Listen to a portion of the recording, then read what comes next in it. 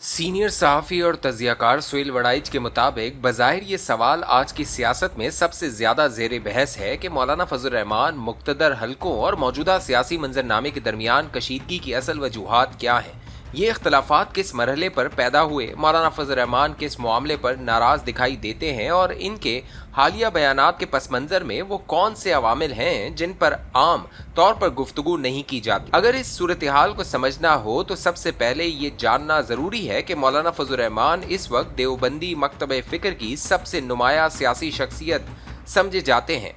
खैबर पख्तूनख्वा में दाएं बाजू और देवबंदी सियासत में इनका किरदार इंतहाई मजबूत है। बलूचिस्तान में भी वो कई मरतबा अवामी हिमायत हासिल कर चुके हैं, जबकि सिंध में भी इनका सियासी असर आहिस्ता आहिस्ता बढ़ता दिखाई दे रहा है। इस पूरी कहानी की जड़ें अफगानिस्तान की जंग और तालिबान के ज़हूर से जा मिलती हैं। जब अफगान मुजाहिदीन की तहरीक अपने उरूज पर थी, उस वक्त मौलाना फजल रहमान न अफगान जहाद के हामी थे और न ही वो मुजाहिदीन की खुलकर हिमायत करते थे। बाद में जब तालिबान एक मजबूत कुव्वत बनकर सामने आए और अफगानिस्तान में देवबंदी मकतब फ़िक्र का असर बढ़ने लगा तो दीनी मदारिस से वाबस्ता अफराद इनकी सफ़ों में शामिल होने लगे।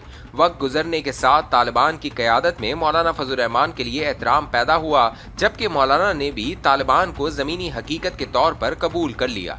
यूं दोनों जानिब ताल्लुकात में पहले के मुकाबले में नुमाया तब्दीली आ गई। इसी दौरान खैबर पख्तूनख्वा में बदमनी, फौजी ऑपरेशन और तालिबान मुखालिफ कार्रवाइयाँ जारी रहीं, अगरचा बाज़ शिद्दत पसंद गिरोहों ने मौलाना फजल रहमान को भी तनकीद का निशाना बनाया और इनके खिलाफ बयानात दिए, लेकिन मजमूई तौर पर तालिबान की आला क़यादत में इनके लिए एहतराम का उनसर मौजूद रहा।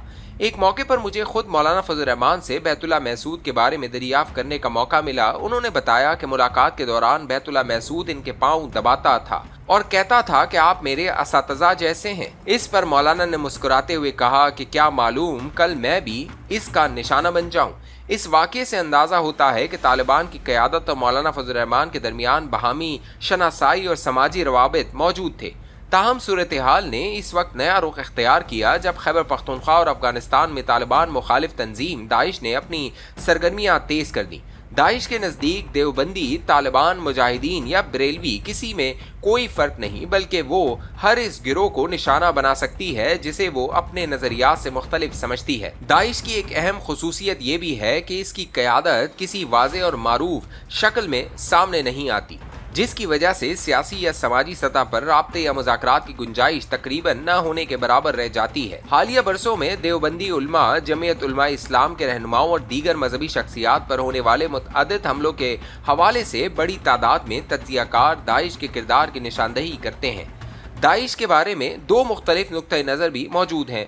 एक राय ये है कि पाकिस्तान और अफगानिस्तान में सरगर्म दाइश एक मकामी नौइयत की तंजीम है जिसके आलमी रवाबित महदूद हैं, जबकि दूसरी राय के मुताबिक यही आलमी दाइश का तसलसल है जिसने शाम में अपनी कार्रवाइयों के जरिए हुकूमत का खात्मा किया था और अब इसी तर्ज का शिद्दत पसंद निज़ाम खित्ते में नाफिज करने की कोशिश कर रही है।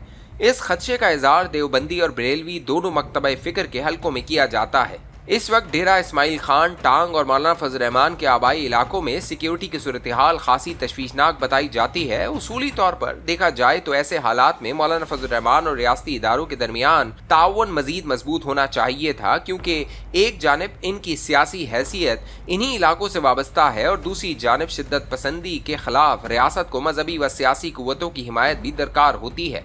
मौलाना फजल रहमान की तवक्को ये थी कि इनकी सियासी खिदमात और मौजूदा हालात को मद्देनज़र रखते हुए इन्हें ज़्यादा अहमियत और ताउन फराम किया जाएगा, लेकिन इनके ख्याल में ऐसा नहीं हुआ। इनके मुताबिक एक तरफ शिद्दत पसंद अनासिर मुसलसल इन और इनके हल्के को निशाना बना रहे हैं, जबकि दूसरी जानिब इन्हें महसूस होता है कि मुक़्तदर हल्के न इन्हें मतलूबा अहमियत दे रहे हैं, न मुनासिब सियासी सपोर्ट फराम कर रहे हैं और न ही वो सियासी गुंजाइश मिल रही है जिसकी इन्हें उम्मीद थी।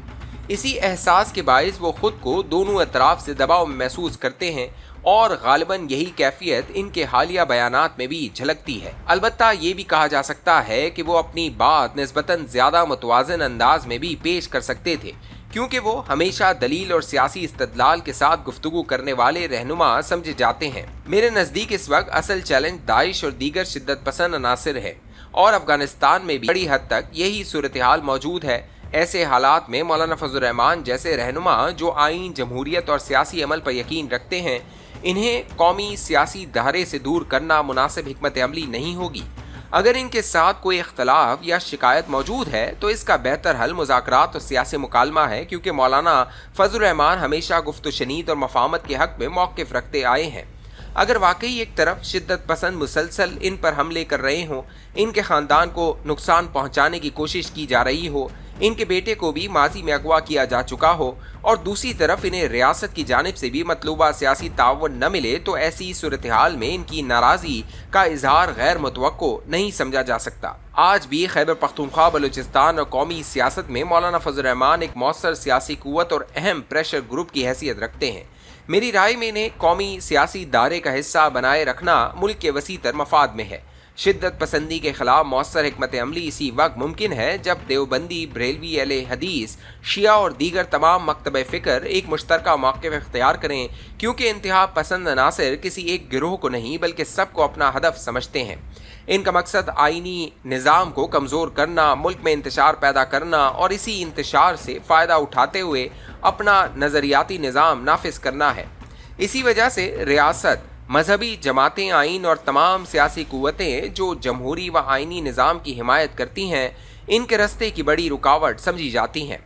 लिहाजा ज़रूरी है कि असल ख़तरे को पहचाना जाए और तमाम सियासी व मजहबी कुव्वतें इसके खिलाफ मुत्तहद होकर खड़ी हों। आज जब बलूचिस्तान, खैबर पख्तूनख्वा, कश्मीर और मुल्क के दीगर हिस्से मुख्तलिफ नौइयत के चैलेंजेस से दो चार हैं, तो बाहमी इख्तलाफात बढ़ाने के बजाय कौमी इत्तेहाद को मजबूत बनाना और मुश्तरका ख़तरात का मुकाबला करना ही ज़्यादा दानिशमंदी रस्ता है।